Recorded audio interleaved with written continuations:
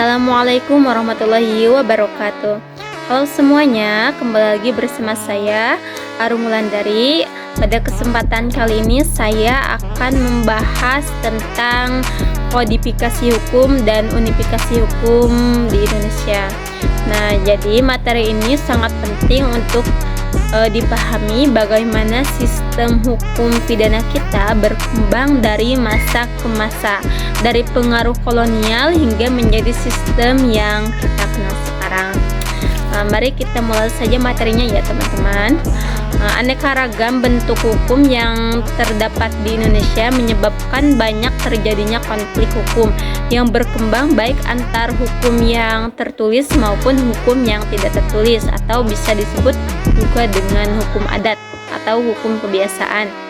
Sebagai negara hukum, Indonesia merupakan negara yang kaya akan budaya, termasuk di dalamnya budaya hukum yang plural dan majemuk. Tapi pluralisme hukum yang ada dalam sejarah hukum Indonesia menyebabkan beberapa hal, yaitu yang pertama, sulitnya mencari kepastian hukum karena kemajemukan yang berbeda tersebut mengakibatkan hukum di Indonesia menjadi beragam dan sulit diatur.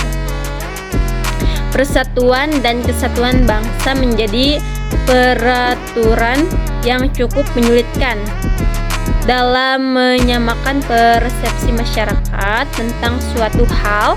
Karena sifat kedaerahan yang masih cukup kuat, penyelesaian konflik menjadi bagian yang teramat rumit untuk diselesaikan. Karena banyak kepentingan dan sistem hukum yang berkembang sehingga seringkali diselesaikan dengan cara kekerasan.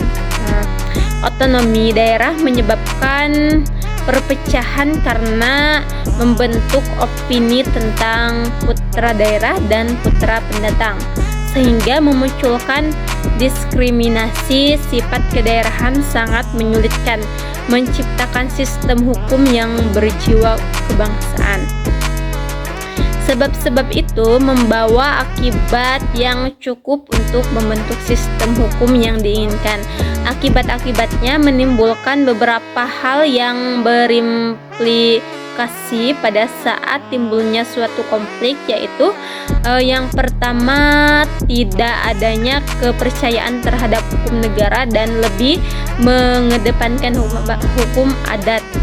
Nah, jadi teman-teman, pada saat itu beberapa daerah tidak lebih percaya terhadap hukum adat dibandingkan terhadap hukum negara. Nah, yang kedua yaitu menganggap hukum daerahnya lebih baik dari yang lain. Yang ketiga yaitu menyempitkan cara berpikir karena lebih mengutamakan mempertahankan hukum adat masing-masing daripada mengedepankan hukum negara.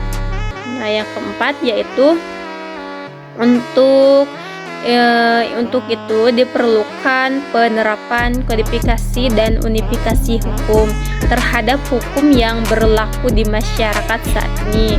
Nah, yang pertama yaitu yang saya sebutkan tadi, yaitu kodifikasi hukum. Nah, teman-teman, apakah sudah tahu apa itu kodifikasi hukum?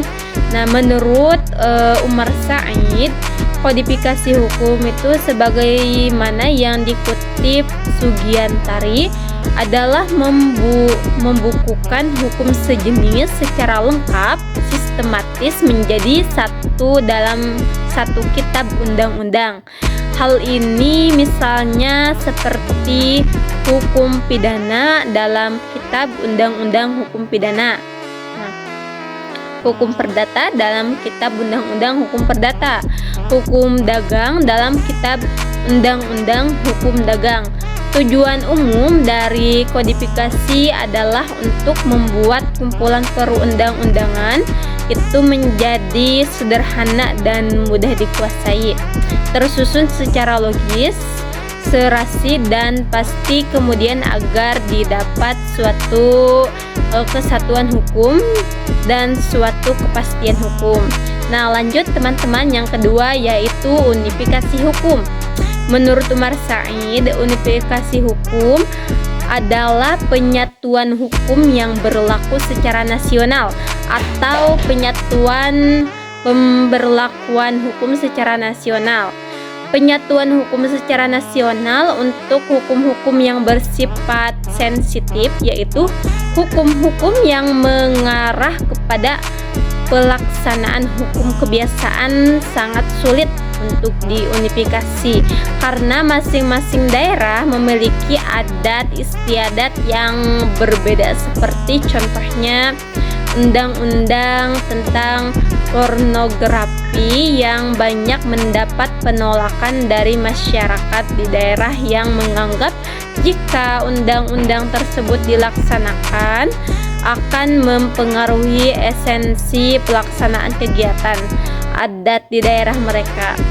Nah, sejarah perkembangan hukum ketika Belanda menjajah Indonesia juga kesulitan untuk memberlakukan hukum perdata secara unifikasi, sehingga terjadi 3 pembagian golongan masyarakat, di mana bagi golongan pribumi yang menggunakan hukum adat, kemajemukan masyarakat Indonesia menyebabkan timbulnya pluralisme hukum juga dalam pelaksanaan hukum-hukum tertentu, terutama hukum keperdataan.